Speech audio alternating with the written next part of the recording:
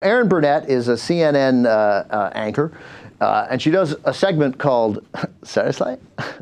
And they went out there, they went out to the streets to find out what these Wall Street protesters are really protesting, because, as they say, no one really knows. I believe Erin Burnett, we hear her say, no one really knows what they're protesting, even though it's pretty clear what they're protesting. The banks and corporate America sort of increasing profits while the middle class vanishes and the poor gets poorer. There. That's what they're protesting. I just came up with it right there. Nonetheless, it seems a little difficult for the mainstream media to come up. They know what the Tea Party stands for, but these clowns.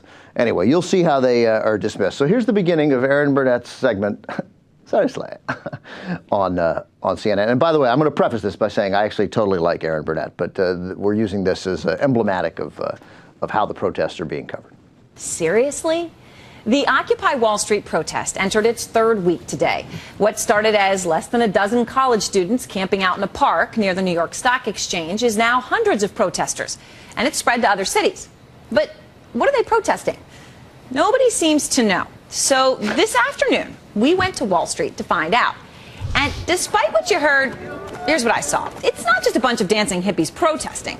There are all kinds of people there. Babies, teachers, cheerleaders, Uncle Sampta, and that.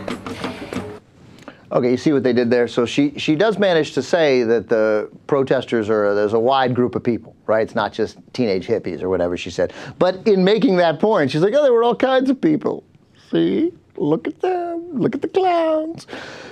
So, and again, no one really knows what yes, they do! We know exactly what they're protesting. We know precisely what they're protesting. And in fact, what they're protesting lends itself to the simplicity of television reporting. It's really easy. They're protesting the benefits and the help that the corporate America and the big banks have gotten under the last 12 administrations.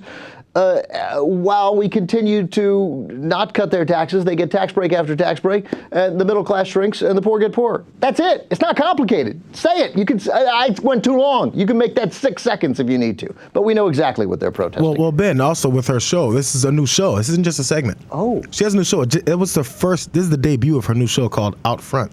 Oh, and then a segment on the new show is called Seriously. She has to come out hard. I like Erin Burnett. Okay, it's a new show, so they're coming out hard. I got it. I've been part of that. I understand. I do. But nonetheless, it continues this sense, and we've seen it from all over the place, right? Lucas, you've seen it in almost every media report that we get. There's sort of this diminishing of the Wall Street protesters. Yeah, absolutely. And what I love, too, is the symbolism of protesting on Wall Street seems to be totally lost on these folks. Right. Like, the location was not, they didn't just say, hey, downtown, lower Manhattan, let's just do there. Yeah. That seems good. Yeah, it's on Wall Street. They're helping you out. They're making it really easy for you.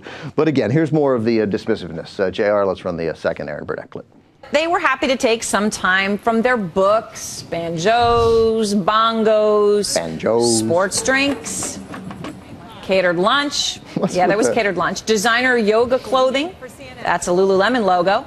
Computers, lots of MacBooks, and phones to help us get to the bottom of it. This is unemployed software developer Dan. What do you do for a living? I'm a software developer. Software developer. Yes. So currently employed or unemployed? Unemployed. Unemployed. Unemployed, we like to call it. Unemployed. It's called Occupy Wall Street. So do you know that taxpayers actually made money on the Wall Street bailout? I was not aware of that. They did. They made, not on GM, but they did on the Wall Street part of the bailout. Okay. Does that make you feel any differently? Well, I would have to do more research about it, but if I were right, it might. Oh, sure. Seriously? That's all it would take to put an end to the unrest. Man, we're not. First of all, I like that, though. I like finding out the reminder that we made money on the Wall Street bailout. That's a fair point. It's a good point. Good for CNN. Good for Erin Burnett. But this is not about that. We're not protesting the bailout. That's what the Tea Party would be protesting, to be totally honest with you. Period. End of the discussion.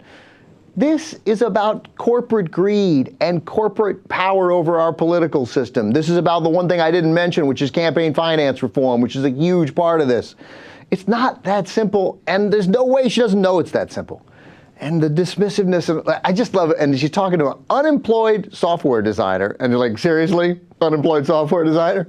I've been doing a Seriously segment. Let's see. I'd like to see the Seriously segment come out about, like, I don't know, the financial reform bill. That deserves a Seriously. Seriously, Chris Dodd? Seriously? All right, so let's finish this up. Here's we got a couple more clips from Erin Burnett. It's a short segment, but she managed to belittle them every step of the way. Yes, the bank bailouts made money for American taxpayers right now to the tune of $10 billion. Anticipated that it will be $20 billion. Those are seriously the numbers. And this was the big issue, so we solved it. In fact, the only reason we haven't made all the TARP money back is actually GM. But I don't see any protests in Detroit.